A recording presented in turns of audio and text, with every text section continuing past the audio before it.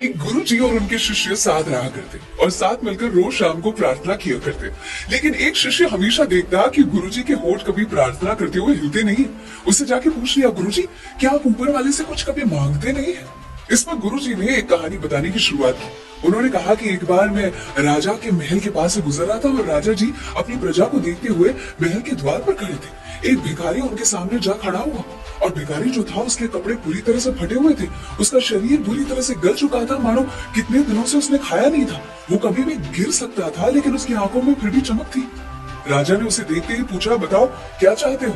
इस पर भिखारी ने कहा कि अगर मेरे आपके सामने खड़े होने पर भी आप पूछते हो कि मैं क्या चाहता हूँ, तो कुछ कहने की आवश्यकता ही नहीं है। मेरा अस्तित्व ही मेरी प्रार्थना है। इस पर राजा ने अपने लोगों को बुलाया, उन्हें अपनी गलती का एहसास हुआ। जल्दी से उसके लिए कपड़े मंगवाए, उसके लिए खाना मंगवाया, उसके लिए एक छोटे से घर की व्यवस्था की और साथ ही उसे अपने राज्य में एक छोटी सी नौकरी भी दी। राजा ने अपनी हैसियत के हिसाब से उसकी मदद की। अगर उस भिखारी ने मांगा होता तो सिर्फ राजा उसे खाना देता। उस दिन के बाद से गुरुजी ने कहा कि मैंने ऊपर वाले से कुछ भी मांगना बंद कर दिया, क्योंकि हम जब मांगते हैं अपनी छोटी सी सोच के हिसाब से मांगते हैं, वो जब देता है अपने रुतबे के हिसाब से देता है।